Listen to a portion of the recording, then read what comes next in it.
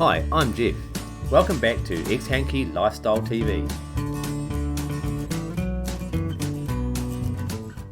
Today, we're trying a quick and easy, healthy, cheesy cauliflower recipe.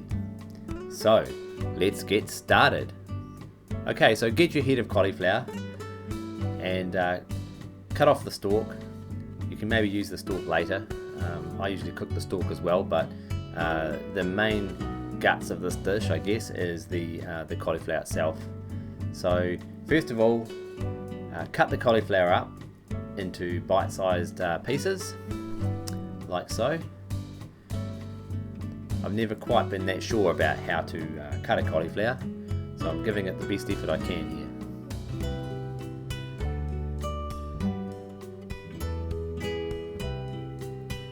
Just keep on cutting until you get it down to bite-sized chunks.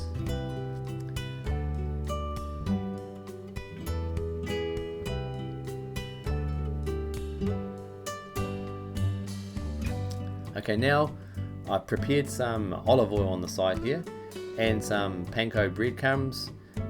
So I've got these on the go, but you could make your own breadcrumbs, and I think in a previous video I may have made some breadcrumbs, so you could go back and look at that. But for now, in fact it might have been one of the chicken recipes, but anyway, for now, use panko breadcrumbs if you have them, or your own handmade breadcrumbs.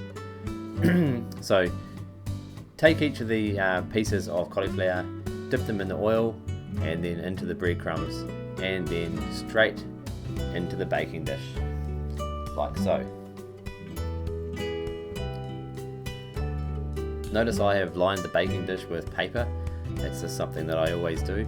It saves you having to have the big job of cleaning it afterwards. So I highly recommend the baking paper.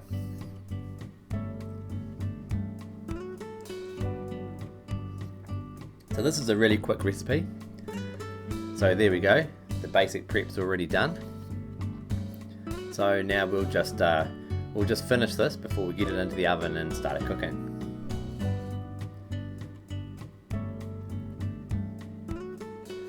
Okay, so first of all, sprinkle a little bit of salt to taste, and then go in with 2 cheeses. So as you can see, I'm using some Edam cheese here. But you could use cheddar or any other kind of cheese that you like. And the second cheese, I'm going to use a bit of parmesan to add a little bit of that extra kick. So sprinkle the parmesan liberally across the cauliflower.